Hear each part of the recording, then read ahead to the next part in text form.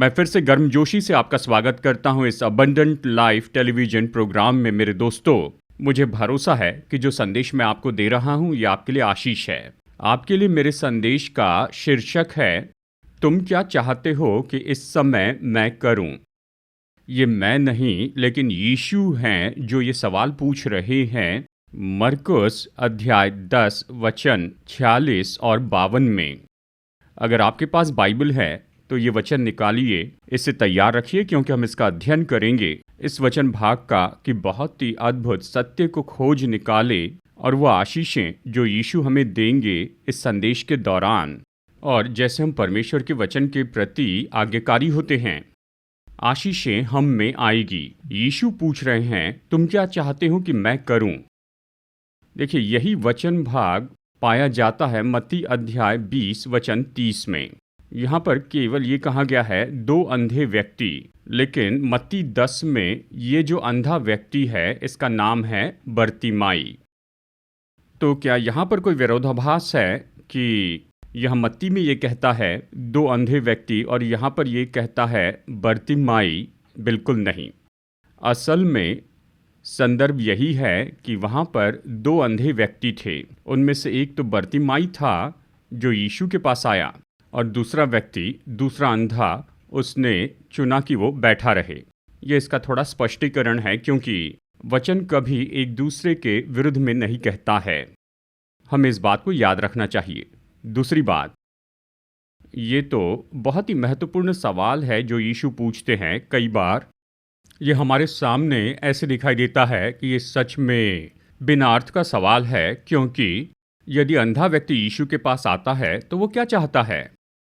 वो पहले ही जानता था कि यीशु ने बहुत से लोगों को चंगाई दी है, तो वो इसलिए आया होगा कि यीशु उसके अंधेपन से उसे चंगाई दे।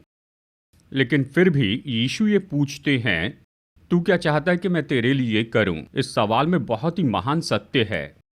देखिए, वो अंधा व्यक्ति कुछ भी मांग सकता था। शायद वो मांग सकता था पैसा, शायद मांग सकता था कपड़े, शायद मांग सकता था कुछ भोजन, या परिवार के लिए कुछ पैसा, या परिवार के लिए कुछ वस्तुएं। वो कुछ भी मांग सकता था। पर यीशु ये जानना चाहते थे कि वो एक चीज़ क्या है जो कि अर्जेंट है, जो कि वो अंधा व्यक्ति तुरंत ही चाहता है। ये तो बहुत ही महत्वपूर्ण बात है। हम सब प्रार्थना करते हैं दोस्तों, लेकिन यीशु पूछते हैं वो एक अर्जेंट बात क्या है। वो 1 या 2 ऐसी महत्वपूर्ण बातें क्या हैं जो तुम मुझसे चाहते हो। हम कुछ भी मांग सकते हैं, लेकिन मसीह जीवन में हमेशा हमारे पास प्राथमिकता होनी चाहिए कि कौन सी पहली चीज़ें हमें उससे मांगनी चाहिए और दूसरी बातें कौन सी हैं। तो जैसे हम इस संदेश में से होकर जाते हैं, मैं चाहता हूं कि मेरे दोस्तों, आप अपने जीवन की 1 या 2 अर्जेंट ज़रूरत के बारे में सोचिए। ऐसा जो कि आपके लिए बहुत ही महत्वपूर्ण है, आपके परिवार के लिए, आपके विवाह के लिए, आपकी नौकरी के लिए, व्यापार के लिए, आत्मिक जीवन के लिए, जो भी हो, किसी भी क्षेत्र में। केवल उन 2 अर्जेंट ज़रूरत के बारे में सोचिए और उसे अपने मन में रखिए, और संदेश के अंत में हम प्रार्थना में कुछ समय बिताएंगे और इन महत्वपूर्ण ज़रूरतों को यीशु के पास लाएंगे। यीशु ये सवाल पूछ रहे हैं कि तुम क्या चाहते हो कि मैं तुम्हारे लिए करूं? 1 या 2 बातें। आखिरी प्रार्थना में हम यीशु से मांगेंगे।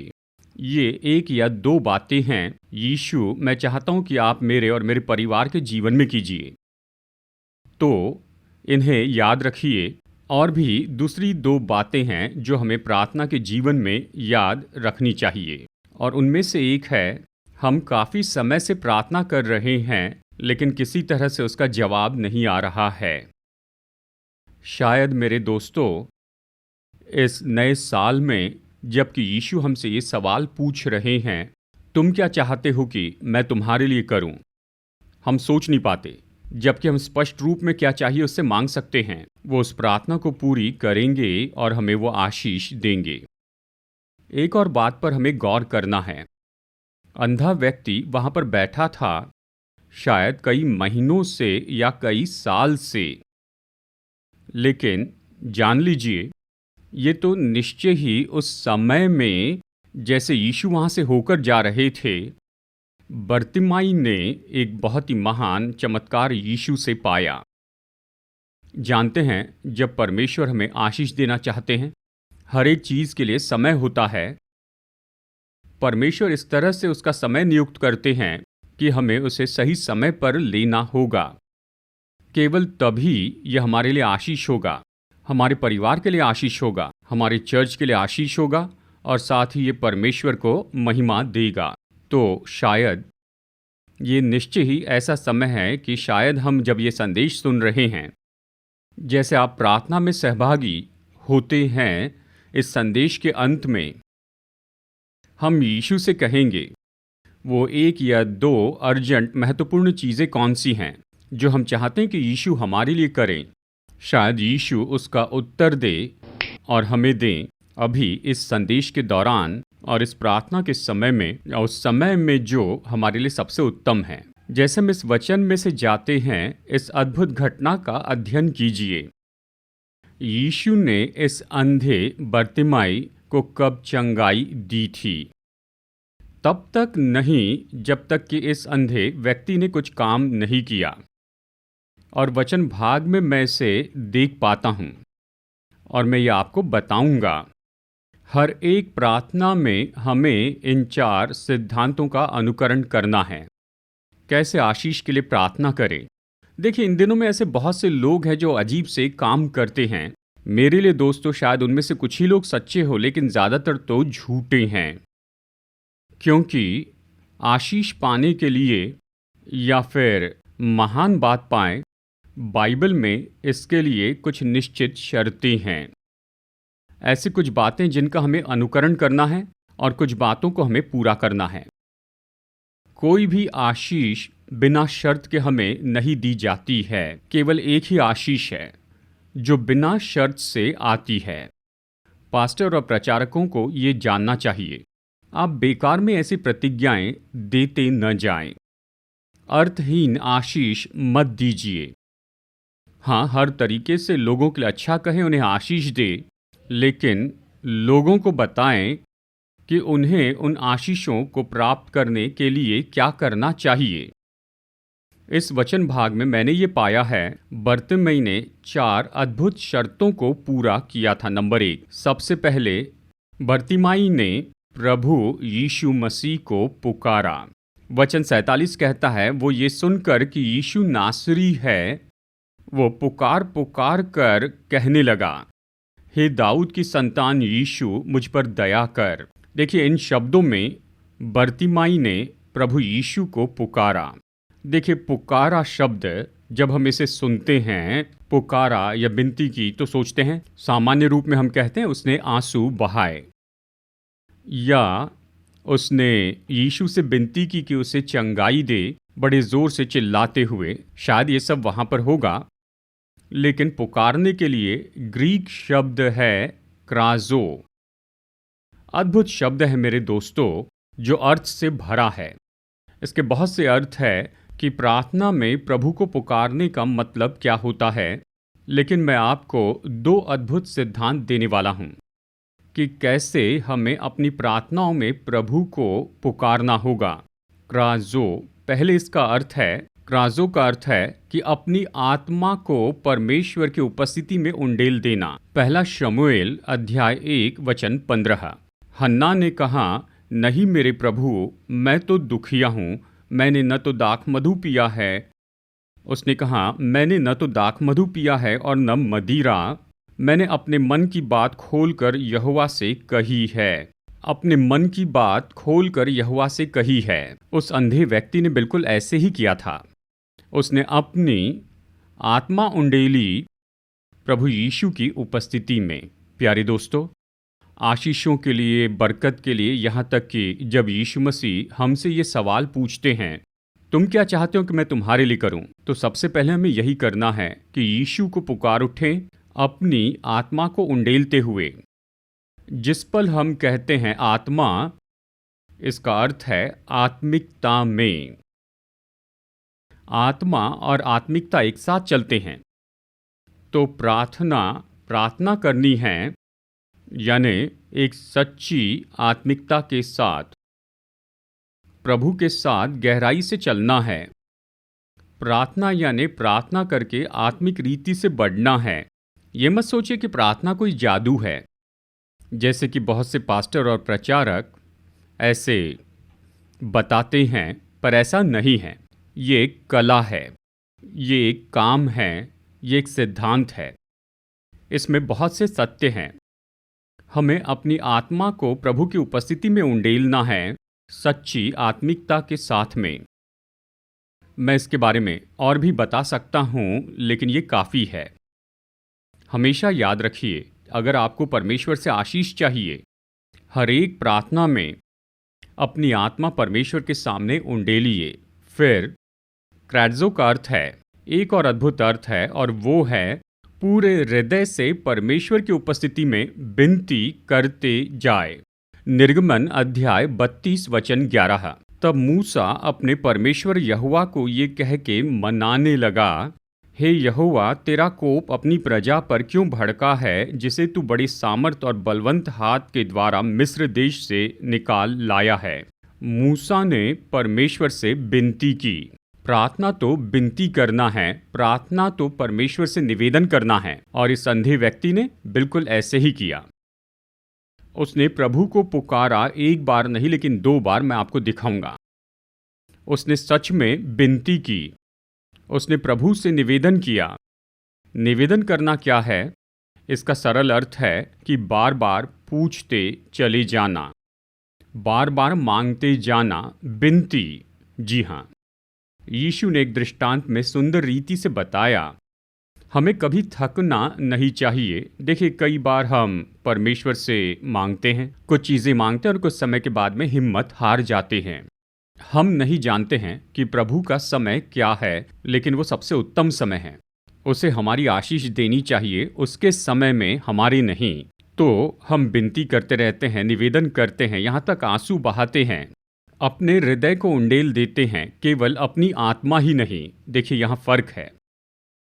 तो बर्तिमाई ने यीशु मसीह को पुकारा, मतलब उसने अपनी आत्मा उंडेल दी और उसने अपने पूरे हृदय से विनती की अपनी आशीष के लिए। और हमें भी ऐसे ही करना चाहिए। इसे गौर से सुनिए। लोग सोचते हैं कि आशीषें ऐसी तुरंत मिल जाती हैं। बाइबल में ऐसा कुछ भी नहीं है। कुछ आशीषों के लिए समय लगता है, क्योंकि क्राइजो शब्द का अर्थ है कि अपनी आत्मा को काफ़ी समय तक उंडेल देना, परमेश्वर की उपस्थिति में काफ़ी समय तक निवेदन करते रहना। ये प्रभु पर है, क्या वो तुरंत देना चाहते हैं या फिर देरी से, या गौर कीजिए कि कभी नहीं। तो हमें सब कुछ स्वीकार करना होगा। दूसरी बात, बर्तिमाई ने विनती की यीशु मसीह की दया के लिए। वचन 48। बहुतों ने उसे डांटा कि चुप रहे, पर वो और भी पुकारने लगा, हे दाऊद की संतान, मुझ पर दया कर। वो दूसरी बार विनती करता है, प्रभु मुझ पर दया कर कहता है। दोस्तों, इन दिनों में प्रार्थना तो लगभग ऐसी हो गई है कि परमेश्वर को आज्ञा दे कि उसे जो हमारे लिए करना है उसे करें। बहुत से पास्टर और प्रचारक इस तरह से प्रार्थना करते हैं, प्रभु इसे अभी कीजिए, मैं आपको ये करने की आज्ञा देता हूँ, मैं चाहता हूँ आप इसे कीजिए अभी, इसी समय। मैंने बहुत से प्रचारक और पास्टर को ऐसी प्रार्थना करते हुए सुना है। वो प्रार्थना के महत्व को नहीं समझते हैं। प्रार्थना, हमेशा याद रखिए प्यारे दोस्तों, ये निवेदन करना है, विनती करना है परमेश्वर की दया के लिए। हम किसी योग्य नहीं हैं, हम सब परमेश्वर की महिमा से रहित हैं। ये तो केवल उसकी दया है जिसके द्वारा परमेश्वर हमारे जीवन में आशीष देते हैं। और मैं यहाँ पर कुछ जोड़ना चाहूँगा जिस पर पास्टर और प्रचारकों को ध्यान देना चाहिए। परमेश्वर ऐसे ही दया नहीं देते हैं। हमेशा याद रखिए, परमेश्वर हम पर दया करते हैं उसके पुत्र यीशु मसीह के द्वारा, क्योंकि वो प्रायश्चित है जो यीशु ने क्रूस पर किया है। यीशु मसीह का क्रूस ही हमारा दया का आसन है। ये तो यीशु मसीह के प्रायश्चित के कारण ही परमेश्वर प्रसन्न हुए कि पाप के लिए जो दंड था वो पूरा चुका दिया गया। परमेश्वर तृप्त हुए और परमेश्वर ने क्रूस पर यीशु के बलिदान को स्वीकार किया प्रायश्चित के रूप में, और फिर निर्णय लिया कि वो दया उंडेल देंगे। तो ये तो अच्छा होगा कि हम अपनी प्रार्थनाओं में इस तरह से कहे, यीशु, आपके प्रायश्चित के कारण, आपके क्रूस के कारण, क्योंकि क्रूस पर आपने मेरे पापों को उठा लिया, आपने पूरा दंड उठा लिया और क्रूस पर आपने नरक का पूरा अनुभव कर लिया और स्वर्गीय पिता को संतुष्ट किया। तो कृपया अपनी दया उंडेलिए। परमेश्वर का वचन ये भी बताता है कि वर्तमान में यीशु तो पिता के दाहिनी ओर हैं हमारे महायाजक के रूप में, कि क्या करें? बिल्कुल ऐसे ही करें। जब हम प्रार्थना करते हैं तो यीशु स्वर्गीय पिता से विनती करते हैं कि हम पर दया कर दें, क्योंकि उसके क्रूस और पुनरुत्थान के कारण, क्योंकि वही हमारे लिए अंतिम महायाजक हैं। लेकिन ये कहने के बाद जानते हैं, परमेश्वर की दया के लिए विनती करना भी निश्चय कुछ शर्तों के साथ आता है। यहाँ तक कि परमेश्वर की दया पाने के लिए कुछ शर्तें होती हैं। मैं आपको केवल एक बताऊंगा। लूका अध्याय 1 वचन 50, और उसकी दया उन पर जो उससे डरते हैं पीढ़ी से पीढ़ी तक बनी रहती है। हमेशा याद रखिए, आशीष शर्त के साथ में आती है। माता मरियम, उनके गर्भ में यीशु मसीह थे। उन्होंने ये बहुत ही अद्भुत गीत गाया कि जो परमेश्वर का भय मानते हैं परमेश्वर उन पर दया करेंगे। इससे बिल्कुल मत चूकिए। डरते हैं मतलब ये तो परमेश्वर का भय मानना है।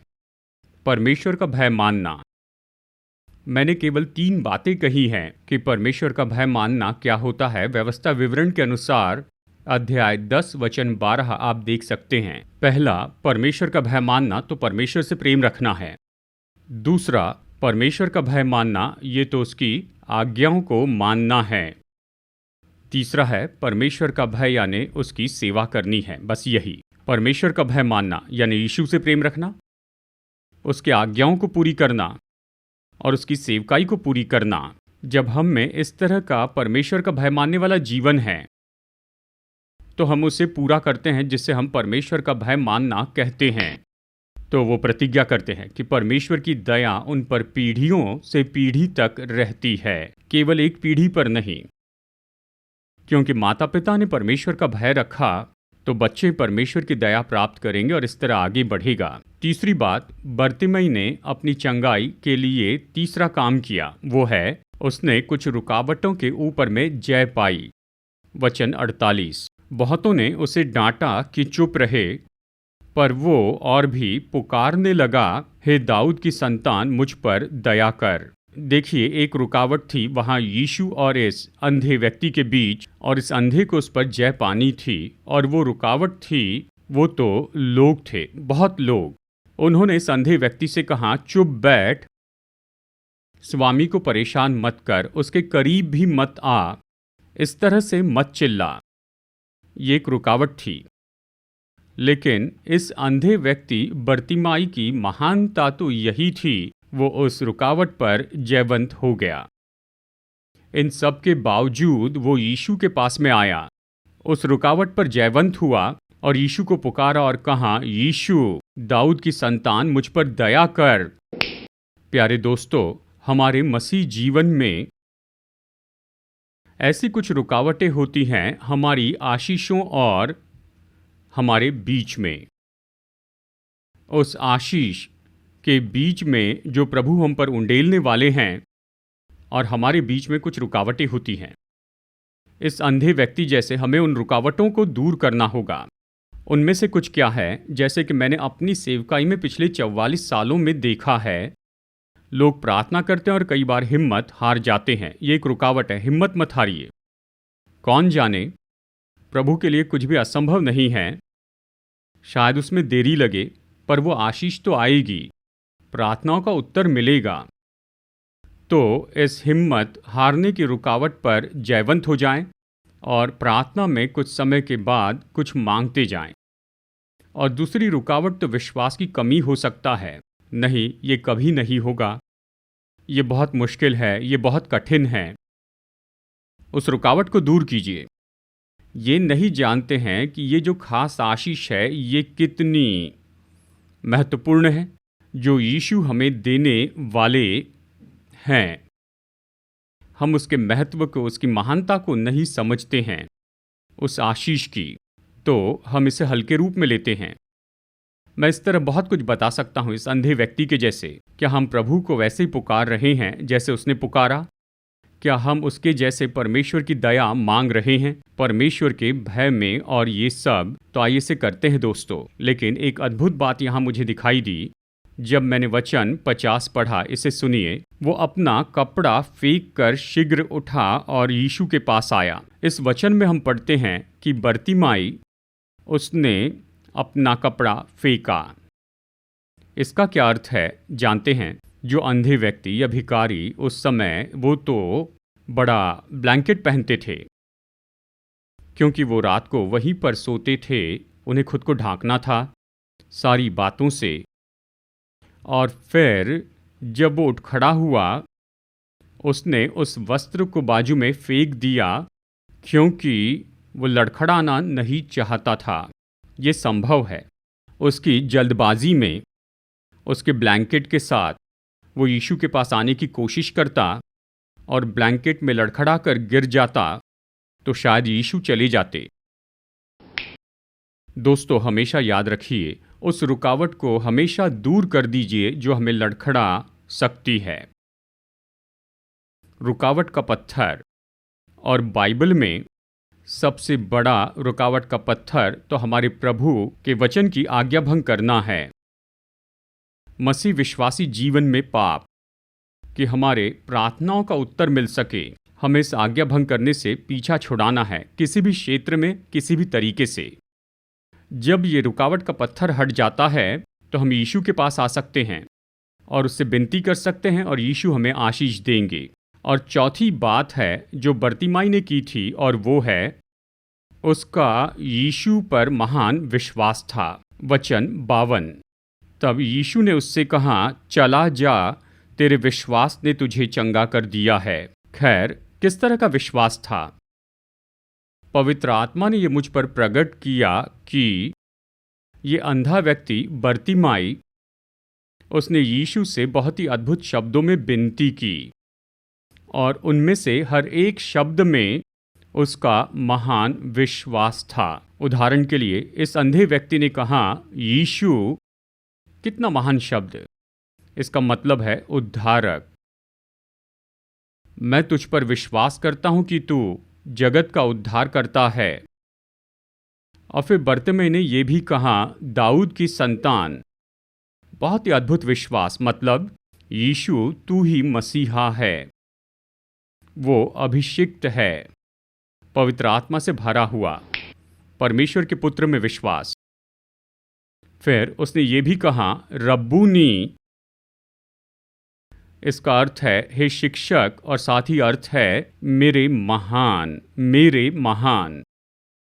कितना महान विश्वास! रब्बूनी, मेरे महान, आप मेरे लिए महान काम कर सकते हैं।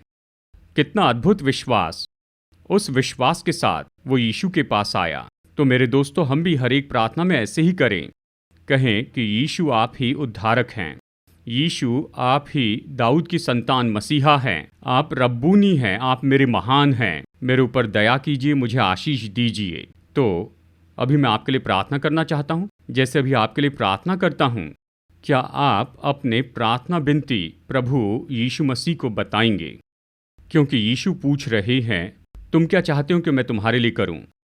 आइए यीशु को बताएं कि हम क्या चाहते हैं कि वो हमारे जीवन में करें। इन 4 सिद्धांतों का उपयोग करें और आप महान आशीष पाएंगे। तो आइए प्रार्थना करते हैं। अनुग्रहकारी पिता परमेश्वर, यीशु हमारे उद्धारकर्ता प्रभु, पवित्र आत्मा में तसल्ली देने वाले त्रिएक यहोवा परमेश्वर, आपकी स्तुति धन्यवाद करते हैं। इस आशीष के लिए धन्यवाद देते हैं जो आपने बर्तिमाई के जीवन में दी थी। आपने उसे दृष्टि दी प्रभु, क्योंकि उसने ये 4 काम किए थे। उसने आपको पुकारा, उसने दया के लिए विनती की, उसने रुकावट को दूर किया और महान विश्वास रखा। यीशु, हम आपके पास आते हैं, हम भी ये 4 काम करते हैं। हम आपके पास आते हैं प्रभु, पुकारते हैं और अपने हृदय को उंडेलते हैं और अपनी आत्माओं को आशीष के लिए हम आपके पास वादा करते हुए आते हैं कि हम आपकी दया पाने के लिए परमेश्वर का भय रखेंगे। हम आपके पास आते हैं प्रभु, सारी रुकावटों के पत्थरों को दूर करते हुए। यीशु, हम महान विश्वास के साथ आपके पास आते हैं। आप हमारे उद्धारक हैं। आप दाऊद की संतान हैं, मसीहा है, रब्बूनी हैं। आप महान हैं। हम आपकी दया के लिए विनती करते हैं। यीशु, हर एक के ऊपर अपना सामर्थी हाथ बढ़ाइए जो इस प्रार्थना में सहभागी हो रहे हैं। इन्हें आशीष दीजिए प्रभु, और आप इन्हें दीजिए जो ये आपसे मांग रहे हैं, क्योंकि आप ही ने इनसे कहा, तुम क्या चाहते हो कि मैं तुम्हारे लिए करूं। और जैसे कि अभी इस समय हम आपसे मांग रहे हैं, अपनी आशीष को आप उंडेल दीजिए, सामर्थ्य रीति से अपने लोगों को आशीष दीजिए, क्योंकि हमारे उद्धारकर्ता और प्रभु यीशु मसीह के नाम में मैं प्रार्थना करता हूँ, आमीन। हमारे उद्धारकर्ता प्रभु यीशु मसीह के नाम में आप सभी लोगों को अभिवादन। दोस्तों, कृपया कर आप इस वीडियो को देखिए जो हमारी सेवकाई के बारे में पूरा विवरण देता है। ये सेवकाई तो स्थापित की गई है हैदराबाद, भारत में, और हम 6 महान सेवकाइयों में जुड़े हैं। नंबर 1, मैं टीवी पर आता हूं और 5 भाषाओं में वचन का प्रचार करता हूं। इंग्लिश, हिंदी, तमिल, मलयालम और तेलुगु में। लाखों लाखों लोग इन संदेशों को सुन रहे हैं और वो उद्धार पा रहे हैं और विश्वासी अपने विश्वास में बल पा रहे हैं। और हमारी दूसरी सेवकाई है प्रचार की सेवकाई, जहां मैं बहुत सी जगहों पर जाता हूं, केवल भारत में ही नहीं लेकिन विदेशों में भी। और इस प्रचार की सेवकाई के द्वारा सभी चर्च के विश्वासी परमेश्वर के वचन के द्वारा बल पाते हैं। हमारी तीसरी सेवकाई तो पास्टर्स के लिए कॉन्फ्रेंस हैं। हर साल हम पास्टर्स के लिए 2 कॉन्फ्रेंस करते हैं। लगभग 130 पास्टर्स आते हैं, सभी अलग अलग प्रोटेस्टेंट चर्च से, और 4 दिनों तक हम उन्हें मसीह सेवकाई के अलग अलग दृष्टिकोण के बारे में ट्रेनिंग देते हैं। हम उनकी यात्रा का खर्च चुकाते हैं, रहने खाने की सुविधा देते हैं, हम उन्हें किताब भी देते हैं और साथ ही हम उन्हें नए कपड़े भी प्रदान करते हैं जैसे वो अपने घर लौटते हैं। और चौथी सेवकाई है एमोरी मिशन हॉस्पिटल, जिसके द्वारा हम अद्भुत सेवकाई कर रहे हैं। ऑर्थोपेडिक में, गायनेकोलॉजी और ऑब्स्टेट्रिक्स में बहुत से गरीबों की सेवा करते हैं। हर महीने हजारों गरीब ऐसे मरीज पा रहे हैं बहुत ही उत्तम मेडिकल सहायता इस एमोरी हॉस्पिटल द्वारा। नंबर 5, हमारे 3 अच्छे चर्च हैं जिनके द्वारा हम अच्छी सेवकाई कर रहे हैं और बहुत से लोग अपना जीवन प्रभु को दे रहे हैं। और इन चर्च में प्रभु का वचन प्रचार किया जाता है। ये इन्हें बल देता है और इनकी मदद करता है कि अपने आत्मिक जीवन में बढ़ते जाएं। और हर महीने हम कुछ गरीब परिवारों को ऐसे ही चुनकर उन्हें देते हैं चावल, दाल और दूसरे अनाज। कृपया हमारी सेवकाई के लिए प्रार्थना कीजिए।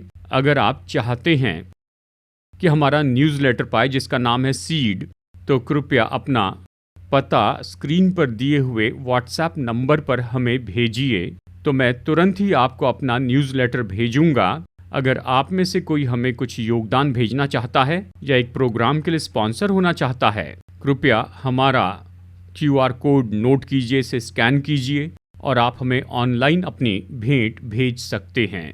परमेश्वर आपका आशीष दे, जैसे आप बहुत ही महत्वपूर्ण और कार्यनीति से फलवंत सेवकाई में स्पॉन्सर बनते हैं।